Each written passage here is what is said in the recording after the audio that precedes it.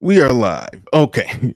Today we are looking at an old film that I just came across my desk today of black people in the 1960s in California, talking about or giving their thoughts on black people moving from the South, from the Jim Crow South, coming to California.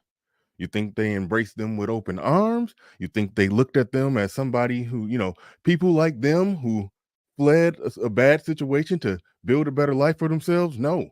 You will be shocked that the words that are going to come out of the mouths of these black Californians in 1960 really would sound no different than white people. And that's putting it mildly. To put it bluntly, the words that are that are going to come out of the mouth of these black people are really no different. If you look at it with your eyes closed, they sound like racist white people talking about black people from the South coming to their state, their city, their town to the tune of $1,600 a month.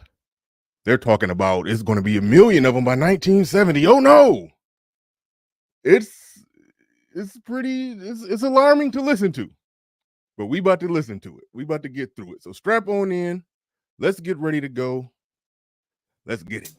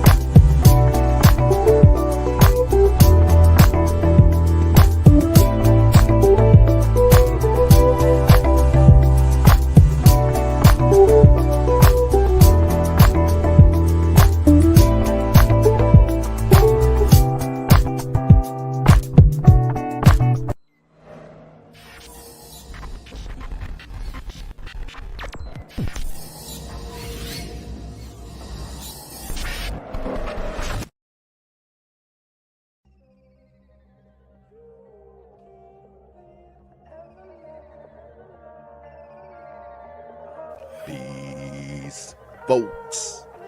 This is X from TPOT Media. Open your mind and wake your black ass up. You know what time it is. Hit that damn like button as you make your way in the door. Grab a seat, settle in, get ready. It's the Grown Man Hour with your host, my man, Bernard Riley.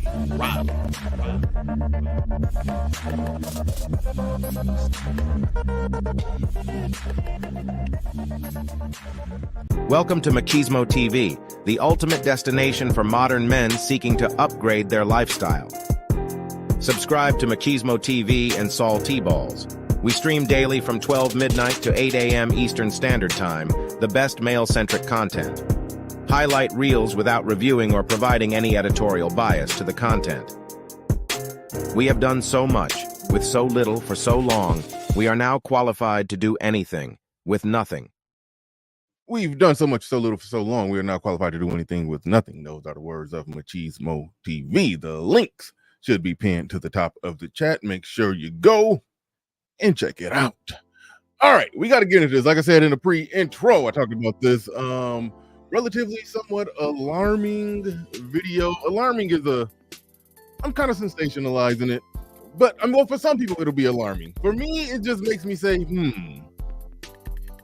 it's one of those ones, if you haven't seen it, you got to hear it to know and understand exactly what I'm talking about. So I'm about to roll the not so beautiful bean footage, or as some would say, beautiful bean footage.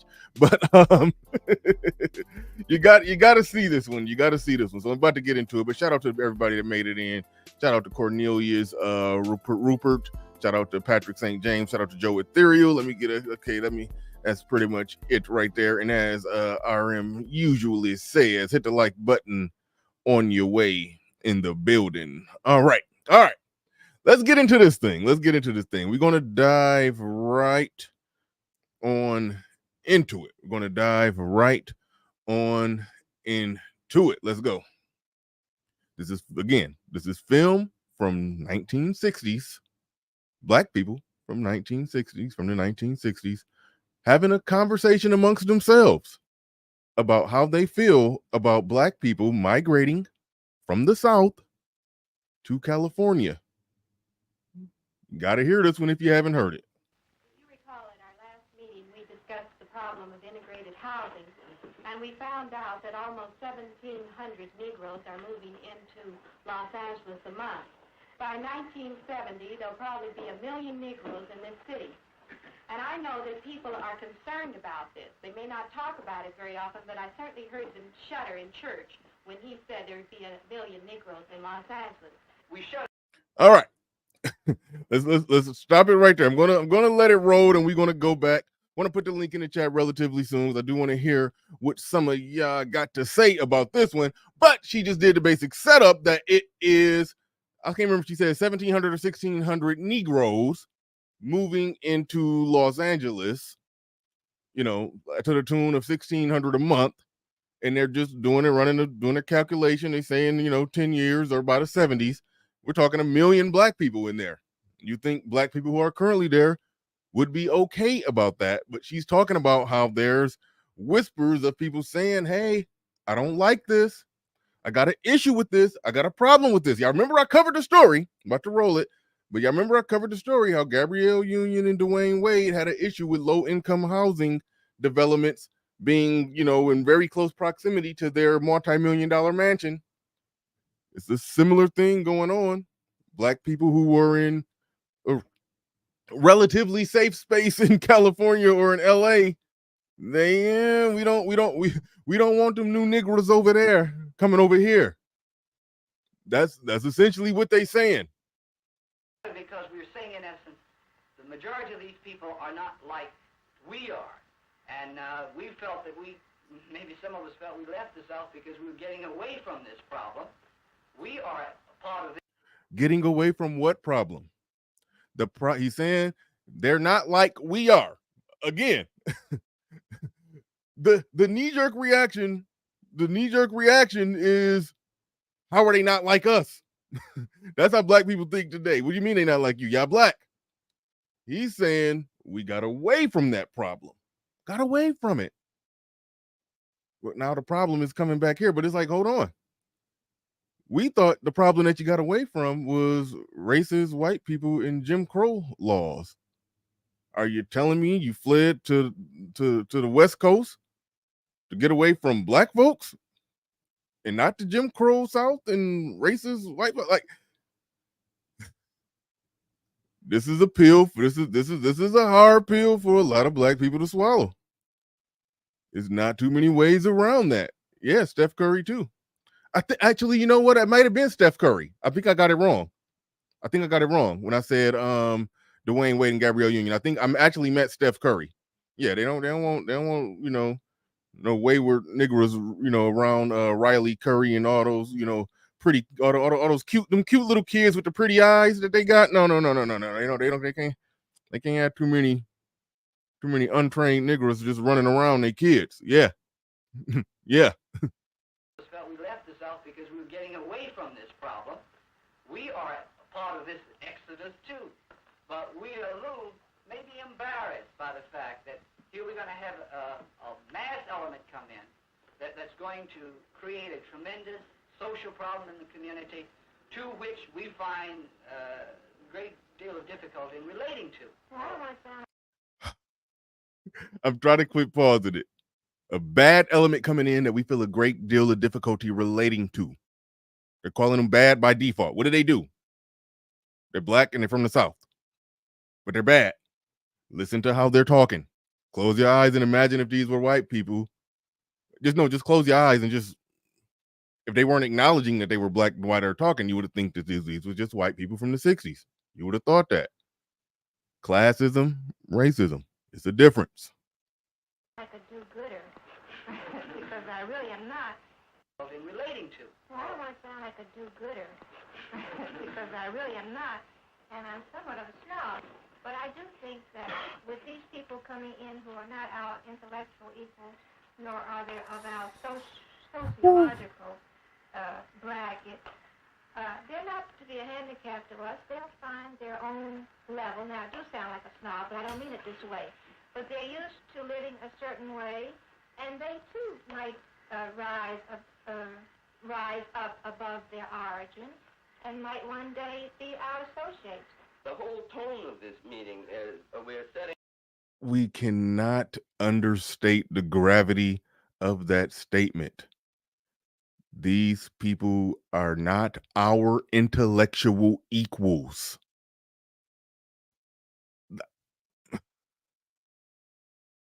Could a white person from the 60s said that any worse?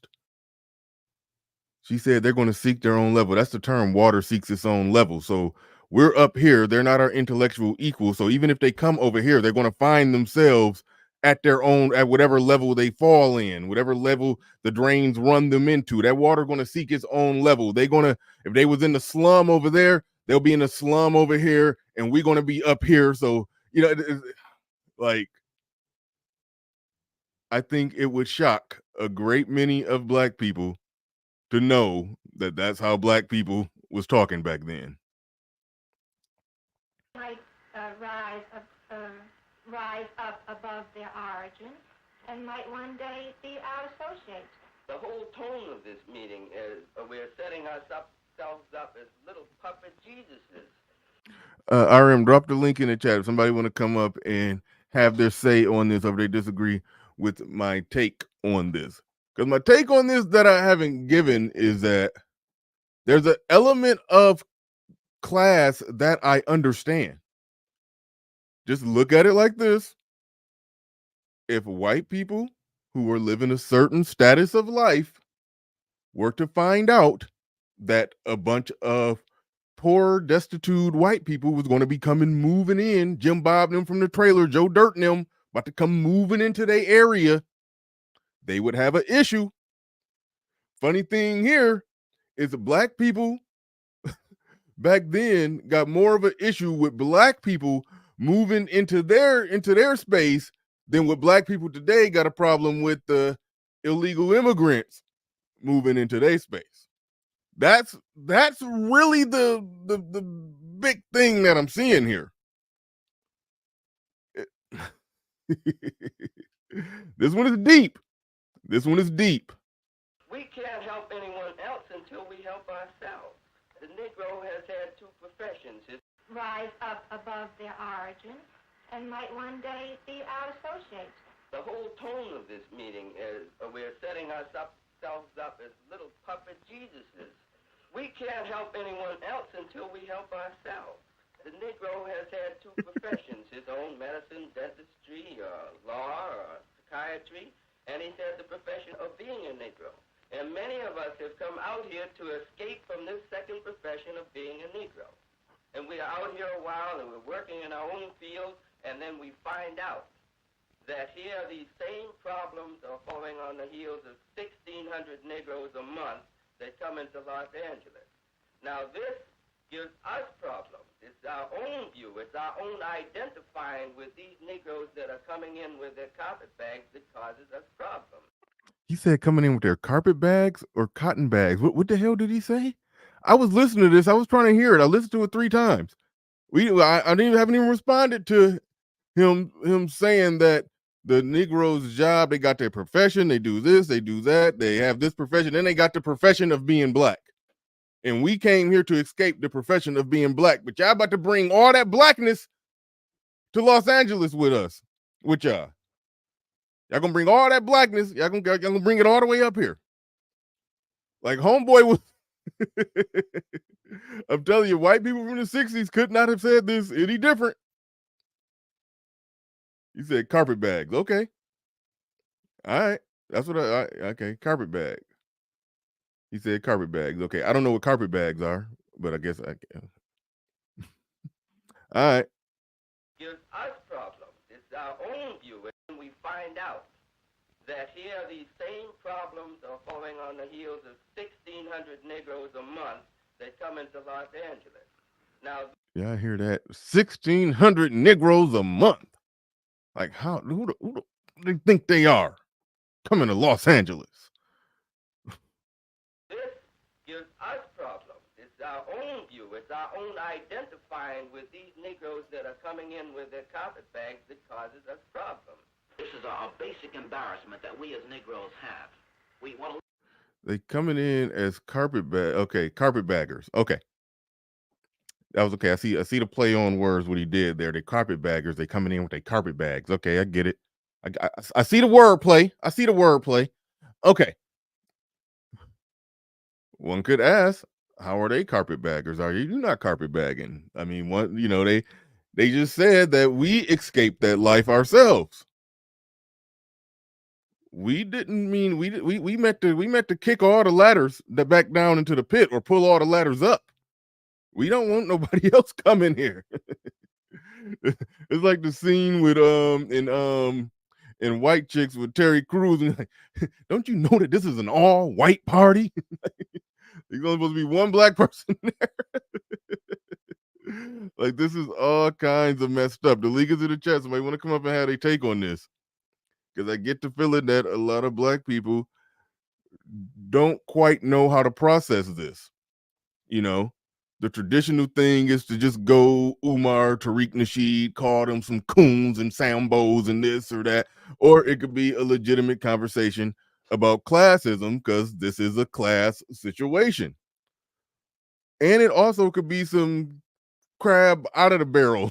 Not crabs in the barrel. They crabs that got out of the barrel, and now they trying to put a lid on that goddamn barrel. Like, they pissed. How dare these Negroes? Live together, yet we want to sort of scatter to the far winds and live amongst white people. We are brought up in terms of this, that to have a dark skin, to be a Negro, there is something wrong with it. And if you take a child and raise him, a very impressionable child, and have him grow up in an atmosphere where your color of skin is something that is looked down upon, that there is something wrong with you, that you are not, you don't have the abilities of other people. Even no matter how much education, no matter how much training, etc. you have, a lot of these impressions stay with you. I feel that we have to search for a new image. When I wake up in the morning, I don't look in the mirror and say, you are a Negro, therefore... All right, hold on. Give me 1 second. Shout out to Hood Conservative, man. Yeah, come up, man. I am interested in your take on this one. I am greatly interested in your take on this one. Because this is something else right here. This one just fell on me. I just saw this for the first time today. I had no idea that this was a thing. I knew that there was a difference between black people in California versus black people in Mississippi, in Alabama. I knew that was the case. You know, that's a no-brainer. It has to be a difference. I didn't know that it was this stark of a difference, to where they are looking at at other black people as other as they could possibly be, taking a harder stance against black people coming from the South to Los Angeles, a harder stance than what black people today will go against Mexicans coming from Mexico, hell, to Los Angeles. Think about that one. Think about that one.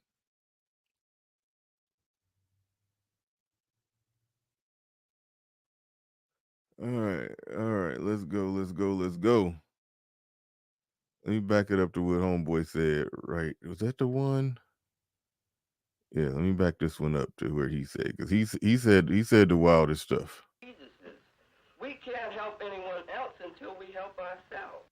He said they're like some what do you say? That's the part I want to hear. We refer to themselves like they was Jesus. The whole tone of this meeting is we're setting ourselves up as little puppet Jesuses. We can't. He said we're setting ourselves up like little puppet Jesuses, like a little puppet Jesus. We're supposed to save these Negroes. Really, you're not. I mean, but that's how they view it. It's really not that they got to save them, and not that they got to do anything to them. They like the image that they have built in Los Angeles. This is 100 years, post Civil War. They're living over there. They happy, they free, they living a life. Yeah, it's some racism, but they like, we good. We are good. But the blacks that have dealt with some real serious racism down in the South coming over here, they're not looking at it like they're running from the racism. They're saying we wanted to get away from that.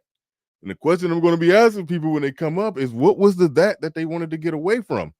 Was it the racism or was it the niggas? What it sounds like they are more concerned with just not moving to LA, getting their businesses going, getting their careers going, and not having to live with, deal with, or be around black people more so than what they are concerned.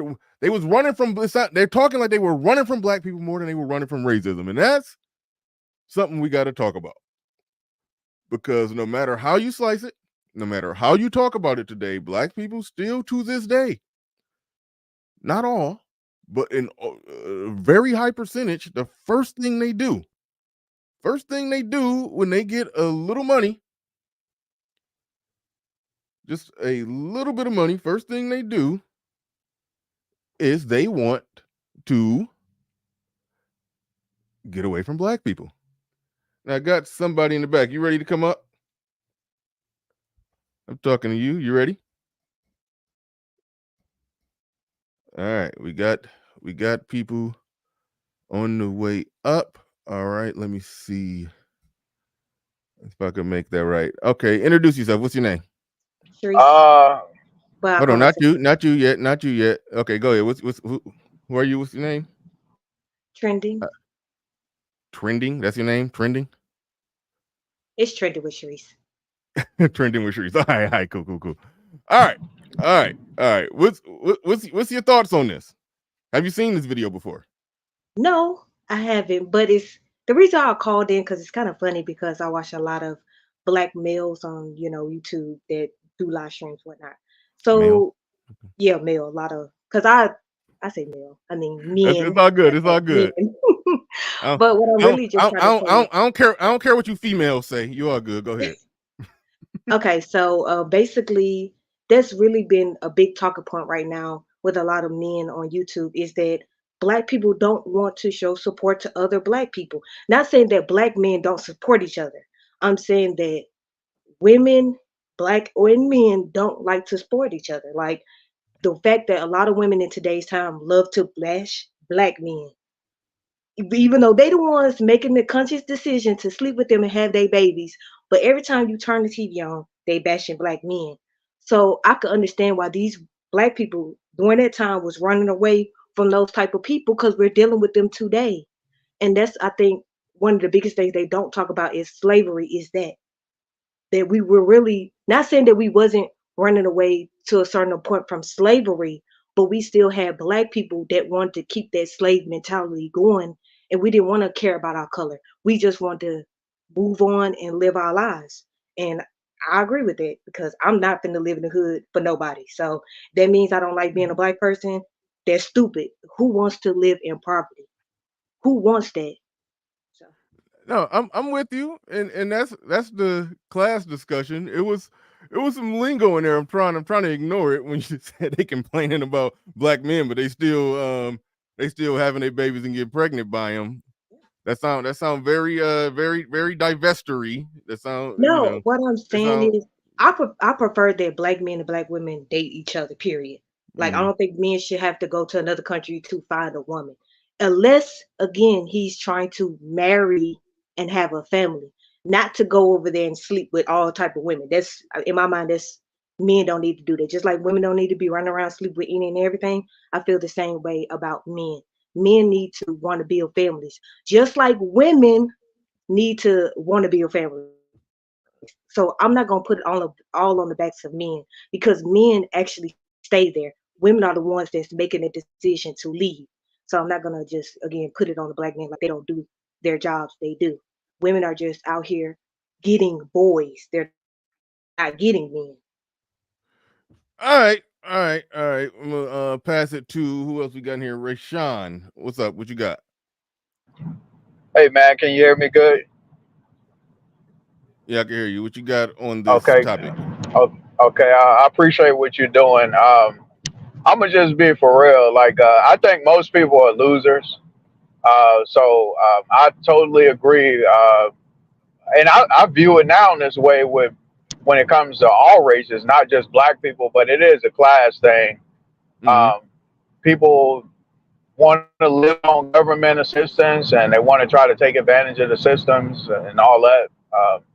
I say screw them. I mean, most people are losers anyway. Life. One life, You in starting to my Borg. Hold on, wait, hold on. You kind of Borging and everything. Okay, so this is a question I gotta ask, and this was the part where I was divided on this video because I understand the whole class thing today, but when black people who got their head on straight saying, "Hey, I want to be around no nigga shit," that's completely understandable. But do you think it's completely legit to say that when we talking about people coming out of the Jim Crow South trying to leave it for a better life? Like, I mean, like if you accept that it was legitimate oppression back then, I don't the whole oppression narrative right now, yeah, black people oversell that today. But back then, it was legit. Back then it was legit. So black people fleeing from that, and then the black people who already made it out of it, it's almost like how could they talk about them like they just some people, just some bums living on the welfare system? It's like, that's the talking point today for middle class or upper middle class black people. How is that the talking? That's what I guess maybe that's part of history. I don't know yet. How was that the talking point then, back in the 60s? You see, that's the only part of this where I got some, legitimate, like, I'm side eyeing it, but I understand the class element to it. They got they don't want to live next to no sharecroppers if they didn't built a legit business. They don't, it's like they're on that. I get what they're on, but I don't know how they can legitimately make that argument for coming from the 60s. Do you see? I mean, I understand exactly where you're coming from because, I mean, when you break it down like that, it does make sense because how do you truly expect somebody to put themselves in a position to get there if they don't get out of that situation? So you can't necessarily say just because they're coming out of it that they're going to just be lazy and they're not going to do nothing and XYZ. You don't actually know until they actually get there. So from that point of view, I can understand where you're coming from. All right, we got GC in the building. Have you seen the video that we were reviewing? Yeah, I rewind to the back to see the beginning part. Okay, cool. All right, I can play a little bit more of it if you need me to. If you, Yeah, go ahead if you like. all right, cool. I'll play it from right here. Again, these are black people from the 60s in Los Angeles talking about how 1,600 black people per month migrating from the South to Los Angeles. And, they doing their projections and calculations. They like, hey, by the 70s, there's going to be 1 million of them out here. And the black people that's already down there is viewing that as a problem. But I'm going to roll some of the tape just so you can get caught up on what they're saying. One day be our associates. The whole tone of this meeting is we're setting ourselves up as little puppet Jesuses. We can't help anyone else until we help ourselves. The Negro has had two professions, his own medicine, dentistry, law, or psychiatry, and he's had the profession of being a Negro. And many of us have come out here to escape from this second profession of being a Negro. And we're out here a while and we're working in our own field, and then we find out that here these same problems are falling on the heels of 1,600 Negroes a month that come into Los Angeles. Now this gives us problems. It's our own view. It's our own identifying with these Negroes that are coming in with their carpetbags that causes us problems. This is a basic embarrassment that we as All right. Negroes have. All right, we'll stop it right there. What you got on that, GC? Okay, so they do have a legitimate concern considering what happened in Los Angeles since then. And by what happened, I'm talking about the gang violence and stuff. They couldn't predict the future though. But how was they predicting the future that sharecroppers was gonna come up there in one generation? They Bloods and Crips. They couldn't have predicted that. Well, you can. Well, I mean, you can pretty much, like, I mean, if you let somebody into your house and you like, I can predict that $100 bill I got on the counter won't be there if I let this person near that counter. So you can predict in that way, and they were predicting that niggas are gonna nig, and starting a international gang is a nigga thing to do. So they seen it coming. Like, I looked it up. Like, the Crip gang at least started in what, 1969. So they were right. They like, look, if you let these niggas come here, they're gonna do some nigga shit, the likes of which you've never seen before. We're talking about peaceful Negroes. We're talking about peaceful Negroes that worked hard to build the reputation of Negroes. And then niggas come. And yeah, these are the results. And when I say they come, like, I mean, Tukey Williams, he isn't he from like North Carolina or something originally? I don't know. He came to nig. I mean, yeah, they have a point. They were prophetic. No, listen, and like I said, I get it if we're talking about like the 80s. So I mean, yeah, you could say they was prophetic, but I was thinking that black people generally looked at it back then, like, even if you weren't in the South, even if you weren't dealing with the Jim Crow laws and all of that stuff, if you weren't dealing with none of that, I was thinking that you still didn't view another black person back there as a nigga that's gonna be on some nigga shit. I thought they would view it as, no, these are some people that are under some oppressive laws in the Jim Crow South, and yeah, when they get away from that, they're gonna work hard and do the right thing just like we did. I honestly thought that that's what people in Los Angeles would think. So so what that tells me is that it probably was more nigga shit going on than what history tells us. Absolutely. Because they were talking about it like we didn't come here to get away from racism. We came here to get away from niggas. Like, that's literally how they were talking. Absolutely. It's like that blows my mind. Absolutely. I mean, see, Bernard, you got to understand how deep the niggatry goes, and negosity and negaggity. You have to understand how deep it goes, Bernard. So do you want to know why there's so many niggas in the African American communities? Is because slavery was an attempt to get rid of the niggas in Africa. Nobody wants to be around niggas. So when white people explain that one for those that didn't know. Okay. No one wants to be around niggas, right? So when the white man came and said, we'll buy some of your people, they said, okay, this is an opportunity to get rid of niggas. And that's what happened. They sold the niggas first. They knew that niggas existed back then. And on the ship, you had regular black people like my ancestors who was like, damn, I hope they don't chain me next to these niggas. Niggas and black people have been forced together for quite some time. And like the day after emancipation, the people of California, my ancestors, say, okay, this is my opportunity to get away from niggas. But no matter where black people go, niggas follow. Let me ask you that, because you over on the West Coast, you in California. When did your people, I know you some details you may not want to give because people on the internet crazy, they start their Tracy origin story, but like, when did your people I take it they originated in the South and made that same pilgrimage to California at some point? Like most, yes. Okay, around when would you say, like, when it had to be an original mass exodus if those black people are there, and now they're complaining about the second mass exodus. So when did the first exodus happen, if you understand the full history of that? I understand. My grandfather on my father's side came to Oakland to work at the Henry J. Kaiser, or work because of the work that was generated from the Henry J. Kaiser Center right after World War II. So it was around that time.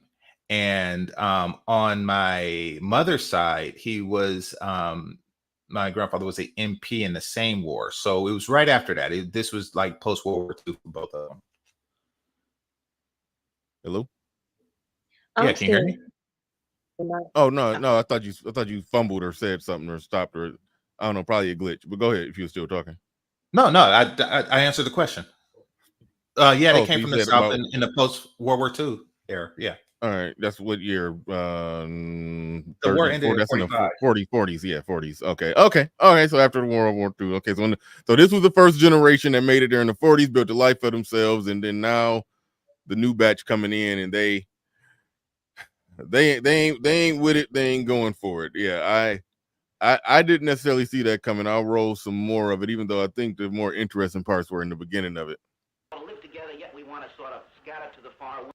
With these Negroes that are coming in with their carpet bags, that causes us problems. This is a basic embarrassment that we as Negroes have. We want to live together, yet we want to sort of scatter to the far winds and live amongst. See, pause it. Mm-hmm. Notice he said basic embarrassment. So when you say you didn't know that niggas existed past, before the 80s, that's because black people, to mask the reputation or to protect the reputation of the color, they hid the existence of niggas. Black people have been protecting niggas for quite some time, Bernard, for quite some time, until the advent of television where you couldn't hide niggas anymore. But there's nowhere in history where it's depicted like that. That's because they hid it.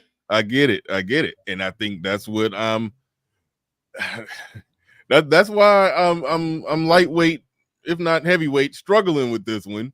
Because again, all the images we see, black people from the 60s in the South, we see them getting hosed down and dog sicked on them, sit-ins, civil disobedience, wearing suits while being abused. It's like black people tried very hard.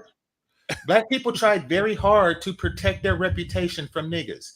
But niggas have to be seen. That's part of the tenets of being niggas. That's why World Star Hip Hop exists, from a nigga's overwhelming desire to be seen and black people's desire to not be seen as niggas.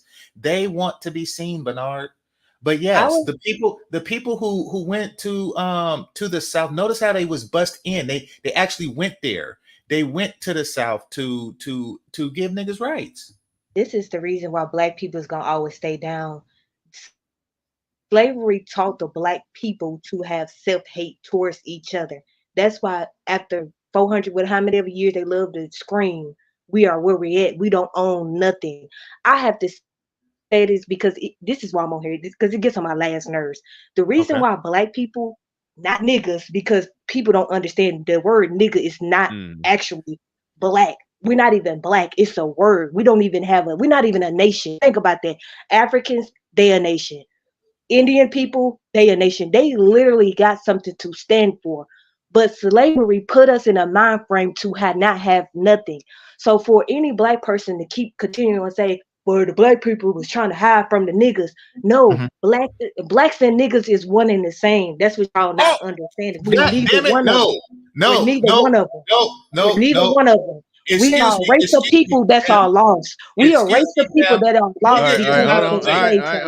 Nigga is not a race of people. Okay, understand this. There's niggas in every race, and we the only race of people, the only ethnicity of people that embrace our niggas and don't separate from them. Everybody else had the decency to separate from their niggas. Why? Why? I'm stupid. Who knows why? Ancestors did until the niggas came over in overwhelming numbers. What the hell? I've been all over this world. I seen Latin niggas, I seen Asian niggas, I seen white niggas everywhere. Niggas are everywhere. Okay? All right. And I stay away from each of them. Why? Because they are the destruction of everything that's built. All right, the Standard RLC in the building with the phone. I'm gonna come back to you, Cherie. Hope I got your name right. I'm gonna come back to you in a second. But the Standard RLC in the building. says Claudette Calvin would have been Rosa Parks had she been 15 and pregnant by a Montgomery pastor. Yeah, I think it looks sound like you're referring to the history of how it was somebody else that was supposed to be Yes. sitting down in the chair, but she didn't have the right look. I don't know. They thought white America would accept And the light skinned it woman better. But anyway, no, but that's another example. He's bringing up another example of how black people were protecting the nigga image. That's why they walked around in suits all the time. They walked in the suits to dump the trash. Black man put on a suit, pick up the newspaper, and then took it off. Like okay, that was my only criticism with the video. The people, and you kind of gave your answer already, but the thing is, the black people that was walking around wearing suits while sharecropping, those are the people that are trying to flee. So it's the outside optics is that they cared about their image. They cared about the image and reputation of black people. But exactly. And niggas ruin the image and reputation of black people. Like they ruin everything. Go to Compton and see how niggas ruin stuff. You see, when you look at like LA bad neighborhoods, like LA ghettos and stuff like that, these are houses. It's not like Chicago where it's just a tall ass building full of people that piss in the elevator. These were houses with palm trees and stuff, good neighborhoods with good black folk in them. And what do niggas do? They nig, and then NWA makes songs about it. That's what niggas do. All right, let me get Al Morris in here. Thanks for coming on up. You got the floor. You got the mic. What's on your mind? Yeah, can you hear me? You kind of borged a little bit. Nah, try again. Try to say something. We'll see if you sound clear. How you doing? Can you hear me? Nah, it ain't sounding good. Something wrong with your reception. Sounds like you got that plantation wireless going on. Yeah, that plantation wireless ain't getting it. No, it's niggas.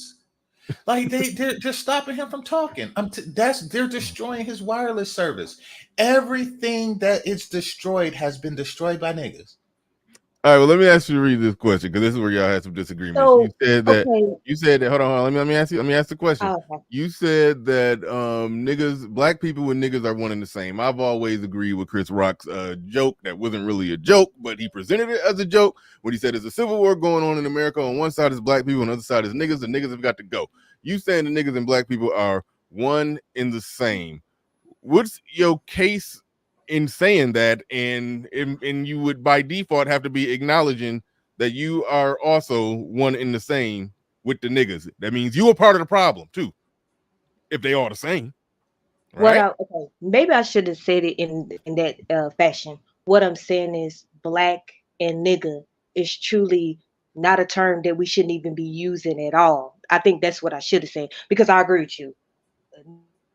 Nigga is any race. It could be anybody. That's not a color. It's not a color. Just like us saying we black, that's a color, right? Get it? So what I'm saying is we don't have identity. So maybe I should have said that. We don't have identity. Think about it.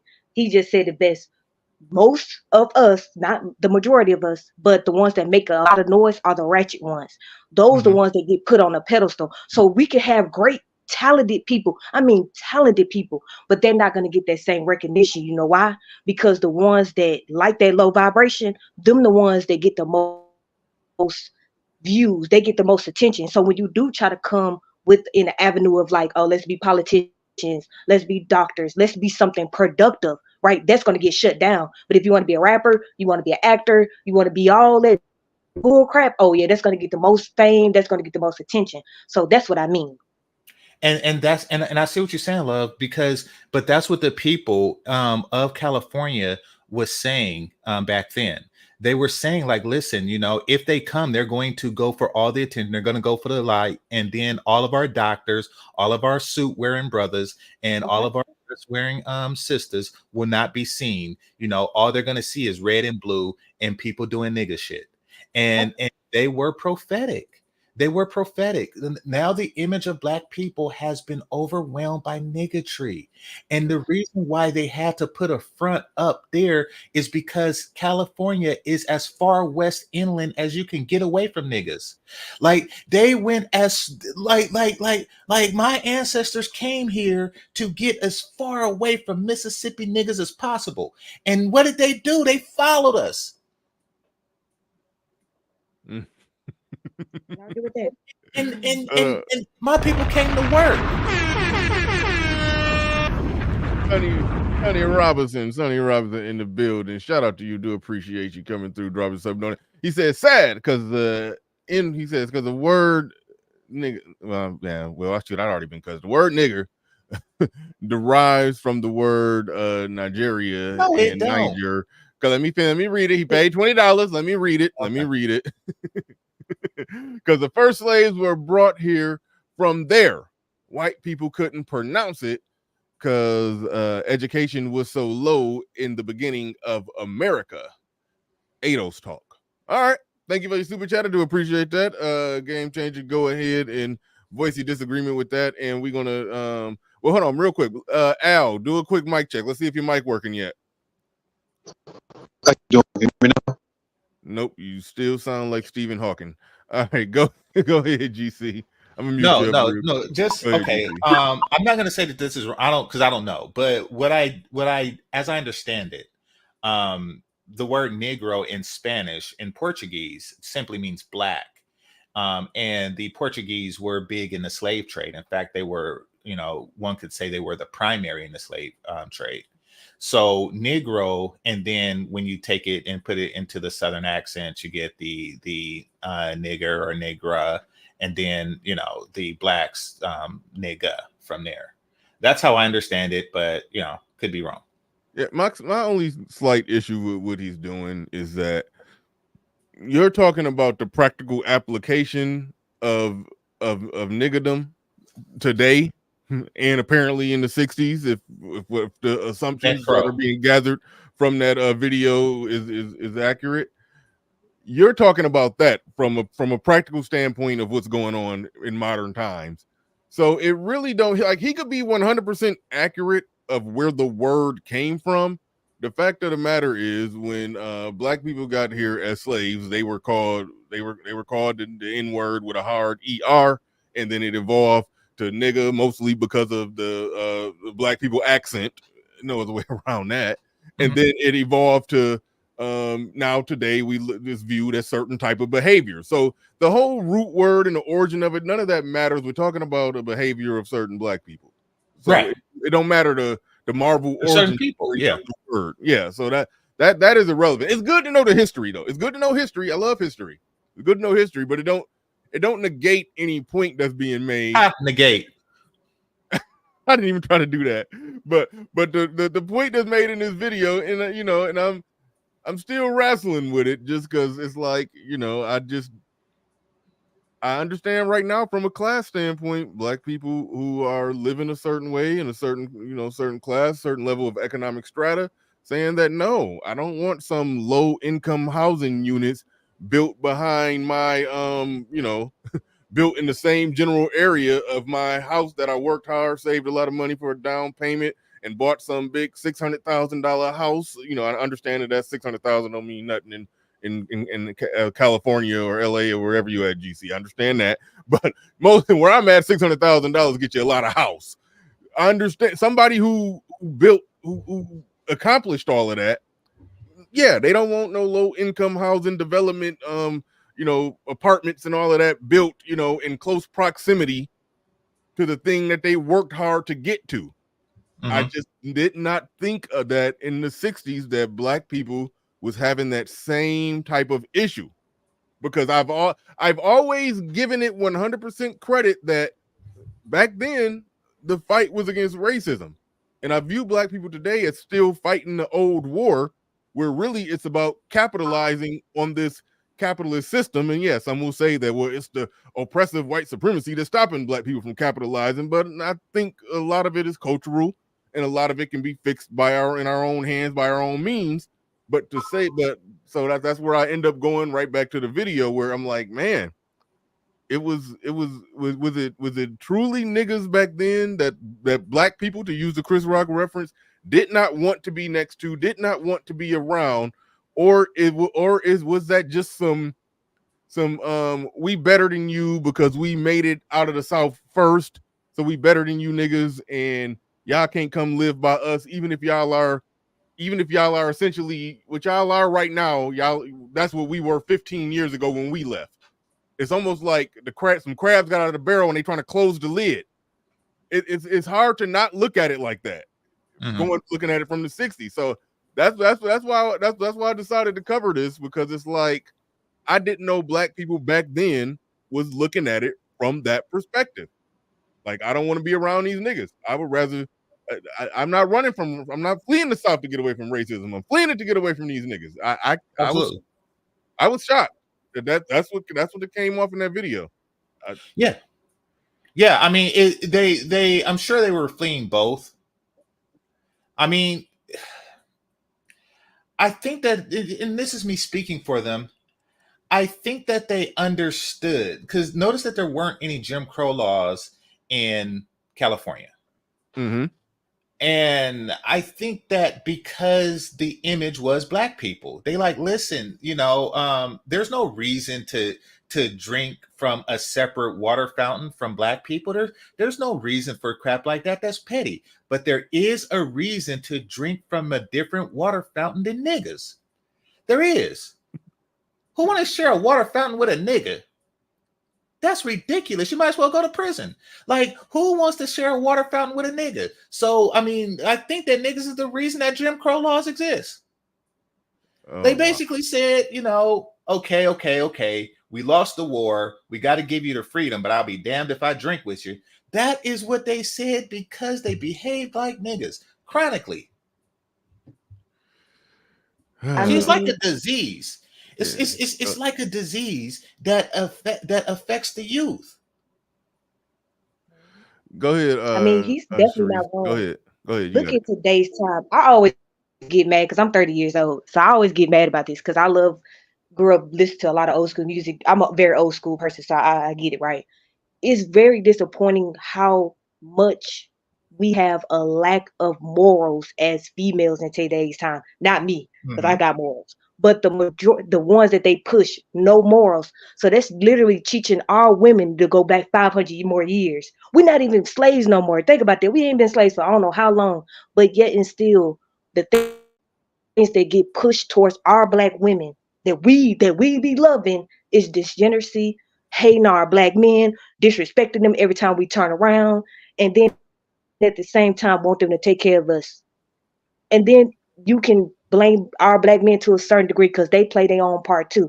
But I ain't gonna go up against the men because at the end of the day, I would honestly say this: we need men in general. It don't matter what race they are, because without the men, the women were in chaos. That's why in today's time, women don't have no structure because we told our black men, bye. Is any other women of any races doing the same thing we doing? Unless they're in America. But I'm just saying from a world point of view. That's what we get in today's time. And it's sad because it's like what this man is basically saying about the nigga stuff. It's like, that's all I be thinking about is, I'm like, damn, we just niggas now. Like our whole setup is just niggerism. We can't even acknowledge the women and men that's actually being productive in our community because we just getting plagued with violence, and whorism. It's like, I don't even like being here. I don't even like being here at 30 years old. And I said to myself, because I got an 11-year-old son and a 9-year-old daughter, and I teach them already about having morals because this society has no morals and it gets on my nerves. So this, I definitely agree with him. It's nothing but niggas out there. And I'm going to stay in a nice community and ain't going to be no niggas around. And you see, they already did that. That's what Compton was. That's what Watts was. It was a nice community with no niggas around, and then the niggas came. So you see that? Just like you want to leave, my ancestors wanted to leave, but the niggas followed. And you want to know why niggas always follow? Because niggas need decent people, but decent people don't need niggas. Period. It's like a parasite. A parasite need a healthy host, but a healthy host don't need a parasite. They need our What stuff. do we get for $10? Exactly. It's a mentality. But Everything you want. most importantly, it's a contagious mentality. Smooth. It's a contagious mentality, meaning that kids catch it from nigga adults. Cardi B spreads it to little girls all the damn time. You Thanks. know, like Yeah. yeah, it's over. contagious.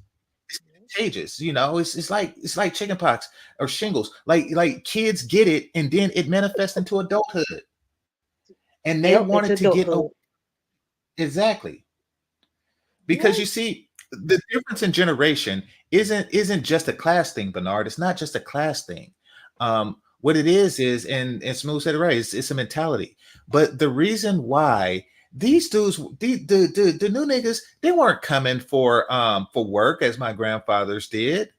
They was coming for and probably your peoples did to work for Ford. But Oh you no, no see, doubt. No, that was a serious thing in Michigan. It was an exodus, and people was leaving the South to literally just to come and get the automotive jobs. That's what it was in the exactly. automotive industry. Yeah. Exactly. That's the first wave of niggas. They came to work. And then there's a new wave of niggas that came that came for the welfare. Mm. And those niggas came to nig. They didn't come to work. They came to nig. And they came to create third generation crack babies. That was their ultimate goal. Sonny Robinson in the building says, okay, I don't even know what that say. Aliko, Dangoti, okay. Whatever that is right there. And his family lineage, which were the richest black families in Africa for centuries, made mass fortunes off selling slaves for centuries to the Americas and the West. Ados talk. Why do you put Ados talk after everything you say? Thank you for the information. Thank you for the information. Game changer. Tell me what you think about this. And shout out to you, Sonny Robinson. I do appreciate you supporting the stream. Do appreciate you supporting What do the we get stream. for $10? Everything you want. I was out at brunch. You know that word that you don't like because women. Yeah, I don't like that word. Yeah. Yeah, because it's, I think, what do you call it? Just women, just It's pretentious. Yeah, It's pretentious. need an It's average. It's crap. What is brunch? I can't stand that crap. Yeah. Okay. So anyway, so I was out at brunch, and a dude was in there. He just walked in. He just started talking to a random table. I was like, well, it was weird. It was a dude. He was talking to a random table of women. I was like, do we even know them? He just standing there while they eating, just talking to them, yapping with them about, I don't know. So I think it was some politics or something. But then when he sat down, sort of in close proximity to where I was at, he asked me two benign questions, just making conversation. And then he went right into it. He said, brother, do you know that slavery was never abolished in this country? You know, like that's what he said. And I was like, no, I didn't know that. He said, well, no, it was never abolished in this country because of the clause where if you're an inmate and then blah, blah, blah, ... you could still be a slave in this country. So it was never abolished. And I'm like, also, long as I don't rob nobody at gunpoint, I'm like, I'm a free man.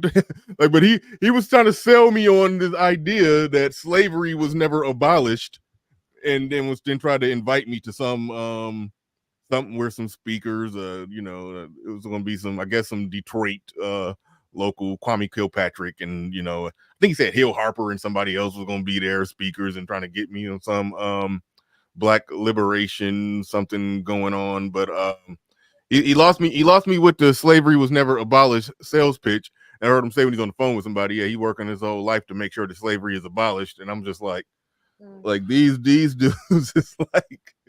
Well, that's I didn't attach himself to you, Bernard.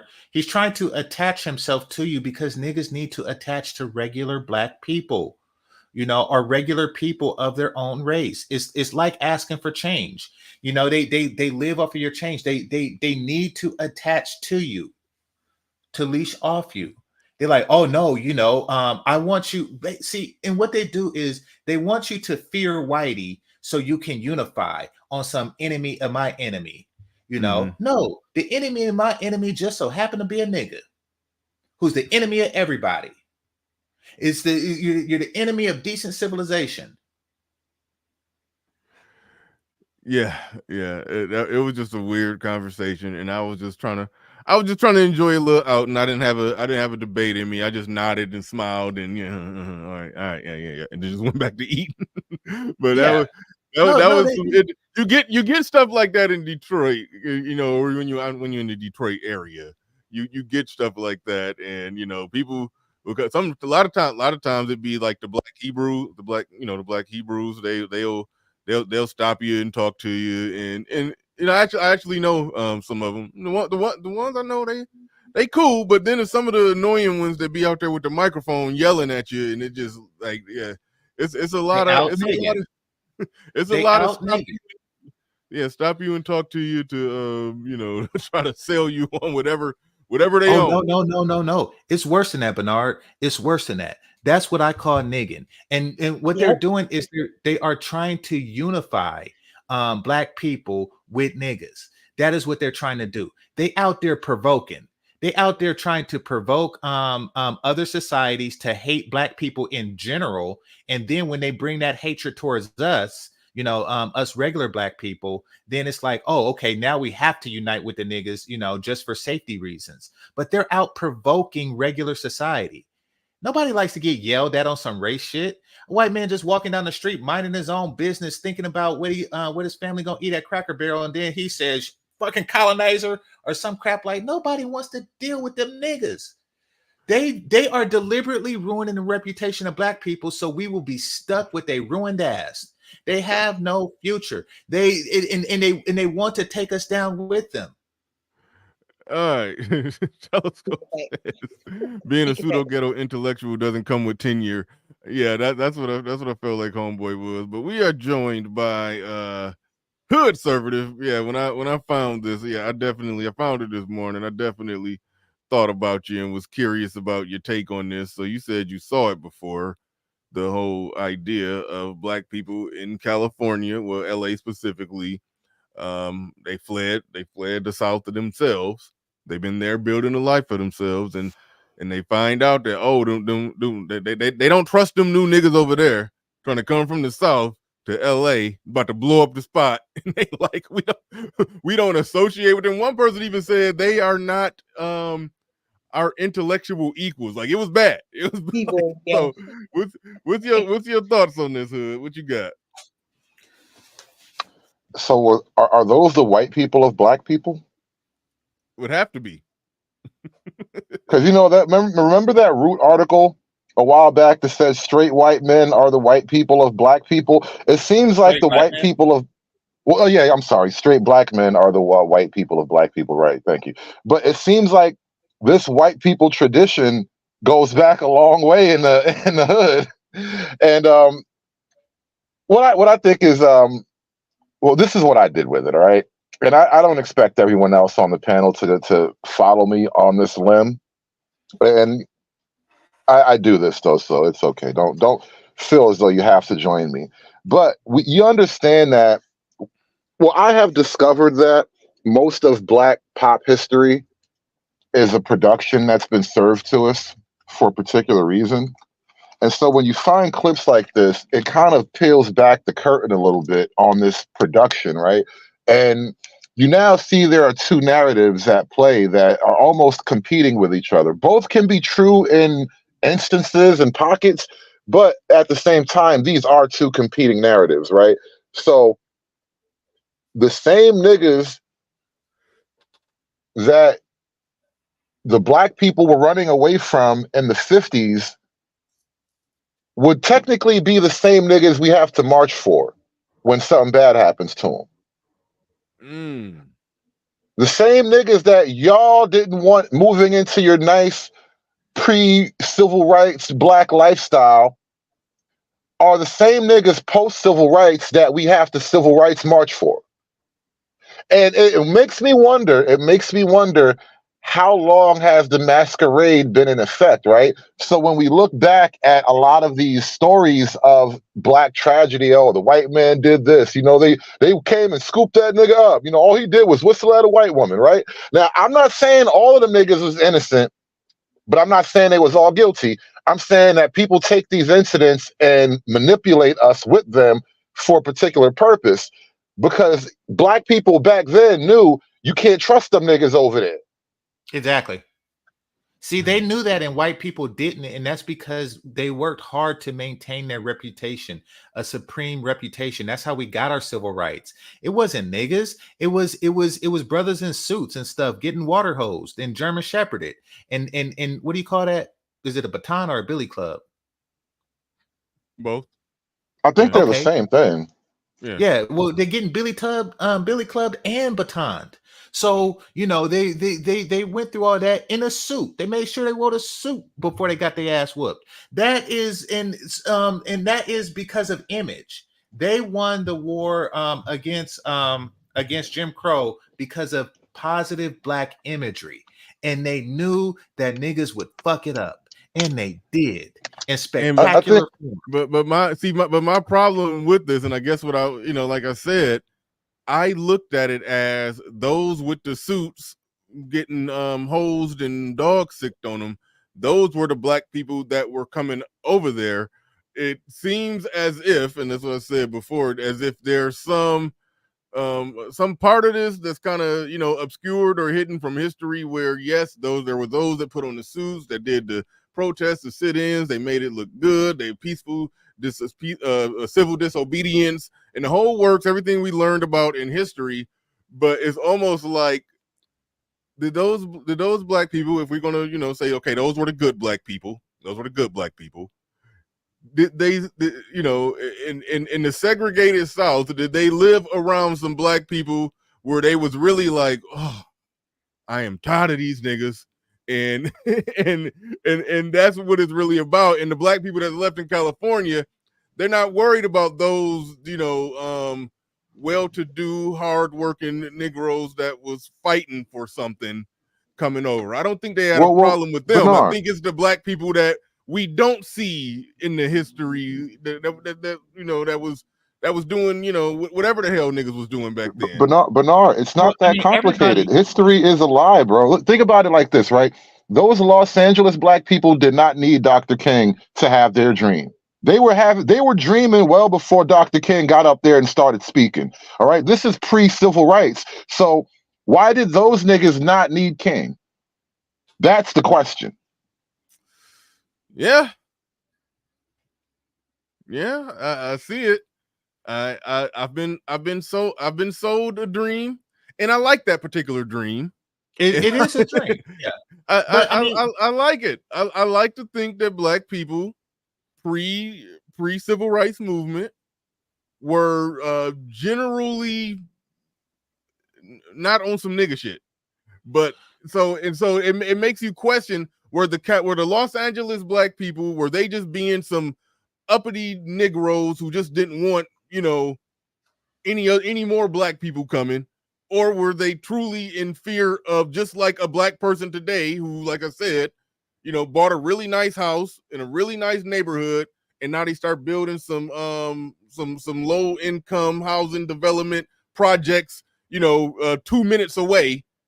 It's almost like they talking like that, like, no, we don't want them poor niggas over here because they're gonna bring all their problems with them, and then they gonna run our shit down. It's like it's I didn't know that was a thing in the 60s. I guess I was ignorant to that black people was eyeing things out and looking at it like that. That's something I can legitimately say I was ignorant to. I looked at this video and I had to change my perspective. And Hood, you've said that before. Without me seeing this video, and I don't even know if you had saw the video, you had said something similar to that.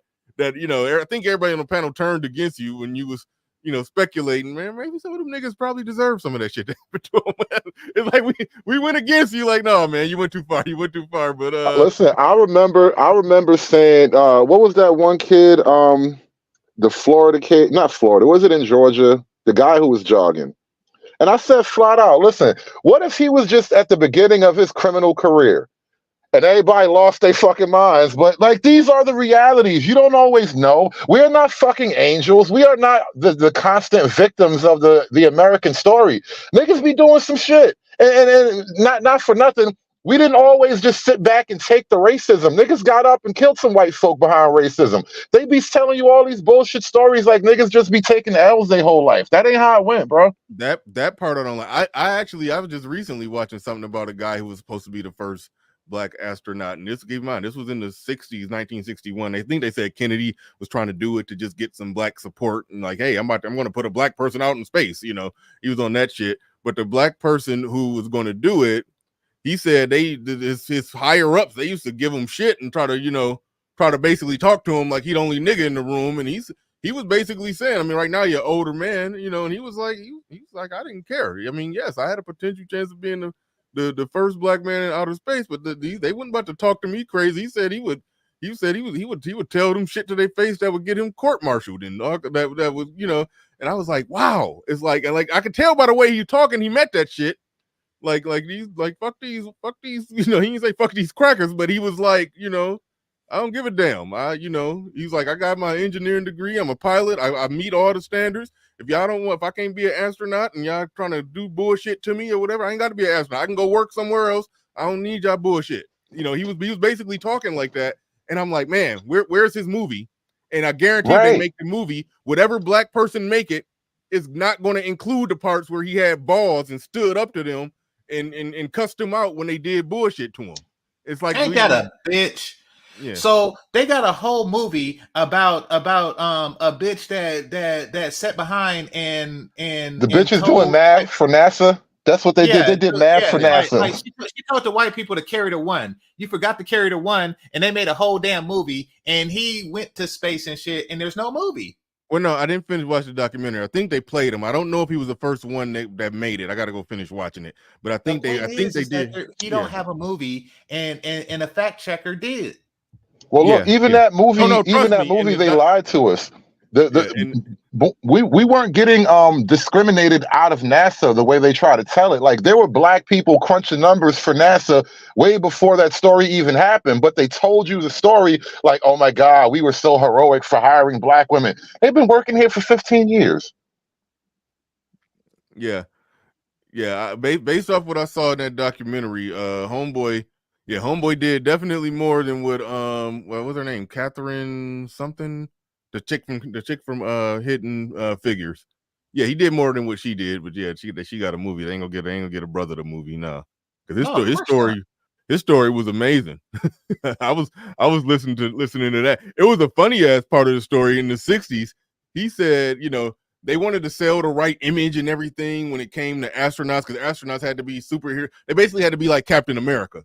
So, and he was like, at the time, I had already been divorced. Me and my wife we was already divorced. We weren't even together. But then they was like, no, I gotta at least get back together for some pictures. So he said him and his wife and the kids, they got back together and took pictures together for the image that they was gonna sell and put in magazines and all of that crazy stuff. And it's like, I was like, man, this dude got a hell of a story. So wait, hold on.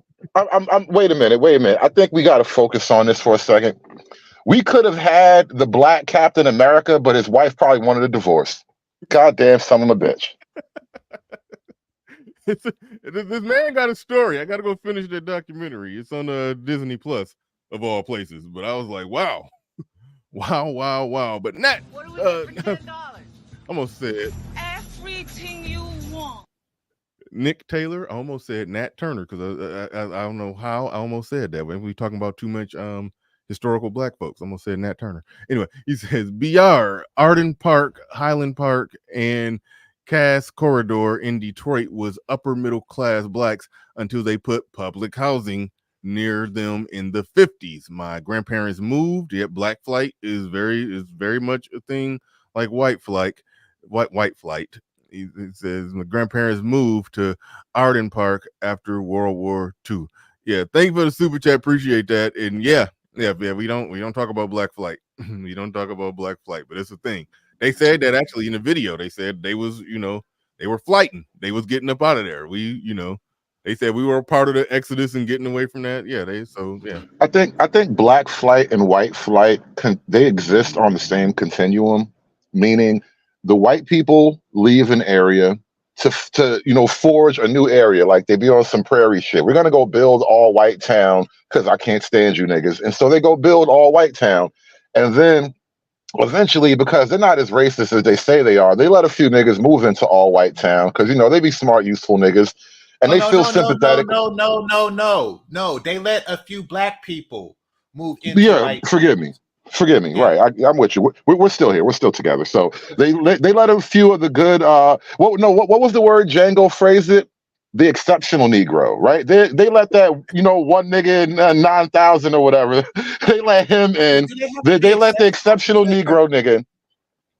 Do they They have to they be let the exceptional? exceptionals in. Well, no, because I mean it's a curve thing. I don't want to quibble with you over, but there is a curve, right? They're not just going to let any old Negro in. They only want the best Negroes to work in White Town. But either way, what happens is because on this continuum, remember the whites have left. They started White Town. They let in a few exceptionals, and then because something in Black culture doesn't have class distinction because class distinction is too much like racism, we Mhm. don't filter out the unacceptables. And what happens is those exceptional Negroes come from a family of regular Negroes, and maybe even they come from a family of niggas. Mhm. And you can't just cut your niggas off when you move to the nice part of White Town. And so you bring your family in. And now there's good white people and a couple of niggas. And then, the first nightclub gets shot up. And then the white people start moving out. And then more niggas move in. Mhm. And nightclubs get shot up every weekend. And now you're at the bottom of the cycle. And the continuum starts in a new place. Mm. Yeah. Yeah. Yeah. It's wild. It's wild. Speaking of them Well, nightclubs, go ahead, GC. no, I was just saying, the Black Panther Party at the same time were anti-nigga. They were. I Explain. disagree though. I don't know if they were truly anti-nigga. I think they were Well, more okay, well, at least authoritarian niggas. they were anti-drug dealers. These were Right. educated blacks who were anti-drug dealers. Let's start there. They probably They're, didn't classify it as anti-nigga, but their behaviors and actions indicate that they were strongly anti-nigga. the allegations against the Black Panthers, coming from the street level, if they weren't so much anti-drug dealer, they basically extorted the drug dealers. Like, listen, you're going to operate in this town. You're going to have to clean it up and give me some money about it. No, they made agreements with them, like you couldn't do it next to schools and stuff like that. Because And you got to contribute to the war chest. before, well, you had to contribute to the community, yeah. But I mean, but Yeah, before sounds like that, the mafia to me, GC. no. Listen, Yeah, before that, how is it different? How is it different, bro? Come on. no. Before crack, the drug dealers weren't that strong, so they were able to say, at least, listen, if you're gonna do what you're gonna do, here are the rules of conduct to do it. And that's reasonable. I don't know if they took money from them for that reason. Body Like Thug, I what are said, you these are the asking to be allegations. That's all I'm substantiated? saying. Yeah, Yeah. I was about to ask him what is he asking to be substantiated. I was definitely curious about that. It's wild. I saw a comment that was interesting. I can't even find it now. He said Black Panther Party did sell drugs and they were communists. All right. Well, Communists, yes. reference, I don't know they about the were drugs. communists. Yeah. I mean, they were openly communists, but I mean, citation needed, Slick Rick. I'm not going to try to prove a negative, but hey, if you know something I don't, then let me know. Yeah. I don't know about them No, selling drugs. I mean, I heard that's the thing I hear like later on, because we all grow up watching the TV story of it, but then you hear the story from niggas that was on the ground doing shit, and it was like, oh nah, they run down on you and tell you how to run your business, and you gotta get money. It's like, oh well, that makes sense. I mean, I think the reason people associate them with criminality, I know Homeboy, I'm probably going to botch his name. But was it Tookie Williams? Well, he wasn't a Black Panther. Yeah, that's Big Crit. Yeah. Okay, he wasn't the guy just No, named? Tookie is OG Crit. Yeah. I thought He was that one he of the was founders. okay. There's a lot of people who became well, not a lot. I've heard of them. Again, I don't know this, haven't substantiated this, but there are some people that were associated with the Panthers who also got heavy in that drug game when it really got going in the 80s. So that's possible. that's I mean, why and it like makes it was sense. like a smooth transition. Well, it makes into sense, that. Bernard, Yeah. because I mean, as I said, crack made everything different. It made it a lot more lucrative, and I can understand if some Panthers were seduced into that. Yeah, I could see that I mean, happening. once you accept that angle of it, you know, and a lot of things happen along the way because we're Yeah, talking I about mean like that a was the beginning of 15-year the end. span. Yeah, I would that was say the that beginning. was the end. Yeah, once Yeah, the yeah, it 80s was. hit, that was it. Yeah, yeah. So, but I'm talking Pee Wee about was cracked out at the end. Shit. I'm talking about at the time of the video that you showed. You know, Yeah. that was the climate of the time in California, you know, anti-nigga, you know, Black Panther included, you know, type, FOI. Everybody was anti-nigga. Every organization was full of brothers who was anti-nigga. This is the point I've made a But they lot. just kept nigging. They just kept nigging.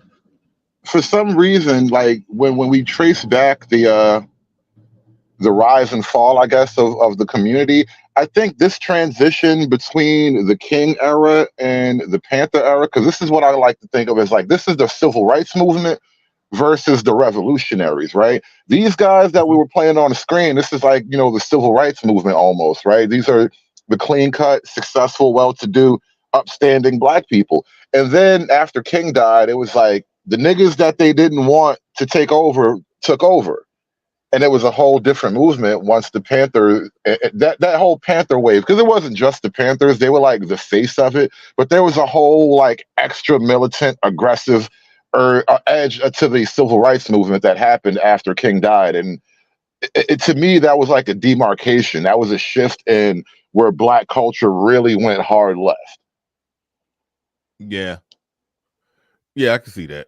I could definitely see that. It was potentially going to go in a certain direction with Martin Luther King, but after that, Martin died, Malcolm died, and it was like the only thing that was left was militant shit. It was that was all it was. What else was it going to be after that? You know, one of the main reasons why I even draw that line in that particular era is because, like, when you look at the women, there wasn't much about the civil rights movement that produced women that we don't really that would turn you off, right? Whereas when you get to the revolutionary era, you're going out of your way to produce warrior class women, right? And the thing I like to say is warriors were never meant to fuck. And so this is the beginning of the Black male female problem, because we're producing women to quote be our equals, right? Because we're all brotherhood, we're all, you know, warriors on the front line fighting for the revolution and shit. And even like within the ideologies, you can see the splitting of the men and the women, because the women are like, well, you're trying to tell me what to do. You just trying to be like this capitalistic, patriarchal, whatever. And they want to go off and be independent. It all kind of happens right in this moment where the civil rights era kind of passed the torch to the young radicals. And now, you know, we can't even make babies no more. Well, yeah, I mean, and that's because families rather. And that's because we created a generation of wartime bitches. And wartime bitches don't know how to live in peace. Who was that British general who, you know, everybody was in love with during World War II, but you know, once the war was over, they're like, nah, you're a wartime prime minister. We need a peacetime prime. See, we are dealing with wartime bitches. And like Churchill. Yeah, Churchill, thank you. Yeah, Churchill was a wartime president. And Black women have become wartime bitches. And the problem with wartime bitches is that they're never at peace. They always trying to fight somebody. If they're not fighting white supremacy, they fighting Black supremacy. I like that. I'm glad I shared this idea with you guys. I like this wartime bitches. That is a great encapsulation of what I've noticed. Yeah, we have produced wartime bitches, and the war's been over. The war's been over for a while, as far as no. Wartime bitches. The war is never over with wartime bitches. They look for perpetual war, hood conservative. They look for perpetual war. And you want to know why these bitches are looking for a perpetual war when men tire of war? Go on. Because bitches never lose a war. I'm going to say it again. Bitches never lose a war. Only men lose wars. Yes. Exactly. Men actually lose wars. And you know how you lose a war? When your ass is in chains, when your ass is dead, when you come home with one leg and one eye. That's how you know you lost the fucking war. You know, like Japan knew that they lost that shit when the islands just was full of ash and fucking radiation. You know when you lost men know when you lost a fucking war and you don't want to do that shit again. Women, they never lose a war. They just always like again, because they never actually lose. They just get tired and they're forced to fuck somebody else. But right. I was just thinking that. You just gonna get a new house to live in. Like you was gonna wind up fucking some nigga anyway. So the fact that you fucking a different nigga doesn't mean that you won or lost anything. Life just went to the next day for you. Exactly. You live to suck again and again and again. Bitches never lose a war. That's why they have no apprehension from keep on fighting it. Yeah. Wartime bitches. All right. Yeah. I was planning on just doing an hour, but Hood Assertive and GC came up, so I had to keep the party rolling. But no, we legit about to get up out of here. We legit about to get up out of here. Let me do one more quick check to see if anybody came through on the Cash App in. But shout out to everybody in the building. Appreciate each and every one of you. And before we get up out of here, last but not least, welcome to Machismo TV, the ultimate destination for modern men seeking to upgrade their lifestyle. Subscribe to Machismo TV and Saul T-Balls. We stream daily from 12 midnight to 8 a.m. Eastern Standard Time, the best male-centric content. Highlight reels without reviewing or providing any editorial bias to the content. We have done so much, with so little for so long, we are now qualified to do anything, with nothing. All right. Thank you I put very a link much. In the back right quick, but you put a link in the back. Okay, wait, hold on. What is the link for? Well, hold on real quick. Let me drop the link to the video that was reviewed. Let me drop the link to that in the chat room. I don't think I ever put it in there, but I do want y'all to go and check that out for yourself. If you made it in late and you didn't get to see it, go ahead and check that out. And what we got here? Damn, I just ended the show and now you're trying to watch a 2-minute video. Okay, I forgot. You don't have to watch the whole 2 minutes. It was like 30 seconds of it. Okay, all right, we're gonna do 30 seconds, even though I just sent at least 20% of the audience packing, but all right, let's get it. Hold on, where we at? Hold on. All right there. All right. Damn it, well, I can't see it. Okay, there we go. All right. Why is that like that? My shit is showing up weird, like I ended it's old timey. No, that's because it's old timey. Oh no! I saw something weird. It was only on my screen. Y'all can see it. Have to say about selling to the Negro. Oh yeah, I love this documentary. Yeah. Negro is expressed in one word. That word is recognition. Now, there's nothing unusual about that. People want to be recognized. They need recognition. That's basic in all of us. But perhaps because he's had so little of it, the Negro needs even more. He needs to feel important and appreciated. This need is a very real and important one. It shows up even in many of the Negro's shopping habits. Anyone who sells or wants to sell to the Negro customer should know about some of these habits. 3 habits in particular play a big part in every sales transaction. To begin with, most Negroes buy by brand. They ask for products by name. They're quick to turn down off-brands. Buying by brand, that's the first important Negro buying habit. Now for the second. The Negro buys good quality merchandise. Symbols of quality and prestige are very important to the Negro customer. This woman, for example, is buying fine crystalware. But she is also buying the admiration and approval of her friends and relatives. Listen to her thoughts. My, isn't it beautiful? I can hardly wait to show it to Sally and Joan. It's a well-known fact that many Negro customers are influenced by the opinions of others. What their friends may think of a certain item often decides whether or not the sale is made. So remember, the Negro buys quality merchandise. That's the second important point. And here's the third thing to remember when selling to a Negro customer. When he specifically asks for one thing, don't try to sell him something else. Don't try to switch him at the point of sale. If you do, he'll probably react something like this. Doesn't he think I've got the money to pay for it? The Negro resents being offered a substitute. He wants to be sold on quality, not price. The Negro buys by brand, he buys quality, and he doesn't like to be switched at point of sale. These are the keys to selling the Negro customer. According to leading researchers, in proportion to population and income, Negroes buy more quality products than any other comparable United States group. And God damn, that could have been made today. So yeah, but no, it couldn't have, because first of all, when they were talking about the Negroes, they said him. They didn't say her. So it couldn't have been made today, because yeah, but I mean, and also they had intact families and everything was right. And basically, you know, white people was trying to how do we properly appease the Negro? Now, as far as the marketing goes, everything they said about the blacks were true about the whites. There's a longer version of this, Bernard, that I'll show you. But everything they said about the blacks, as far as, you know, buying to impress and et cetera, that could be said about the white. Correct. But the I point looked is, at that as them that was their strategy. Okay, after we get integration, they can do, you know, integration, desegregation. They can shop at our stores now.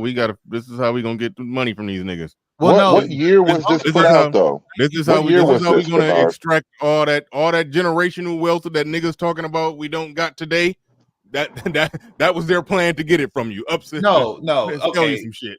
So All right, because go ahead. they were talking. If you see the whole video, I'll show it to you. They were talking about unsegregated places like New York. Oh, You know, okay. they weren't talking about like in the South. They were talking about like, you know, these people came here from these areas in the first migration, and we're going to sell stuff to them. And basically, we're going to treat them like regular people because they are regular people. And until the irregular people came. Yeah, Question, guys. What year was this? 1954. It's on the screen, 1954. So this is like mid civil rights, because this would be early in the civil rights movement. Because all right, so put this somewhere on the King timeline, right? Where does this fit into the King timeline? So this documentary gets released, and Dr. King is doing what at that time?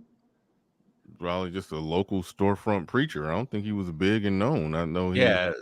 This is like 10 years before, you know, his peak. So follow me here. So 10 years before Dr. King came along to remind us that we were suffering and the white man was holding us back, these niggas was getting so much money that they made a documentary about how to get these niggas money. Exactly. That's all I'm saying. History's a lie, bro. I'm telling you, see, black people fare very well when separated from niggas. We do. You know, we become world champions. We become Tuskegee airmen and stuff like that. We are better people. Black people, absent niggas, are far, far, far better people. Like what did Queen Bee say in Black Panther when they was talking about integrating Wakanda? He was like, no.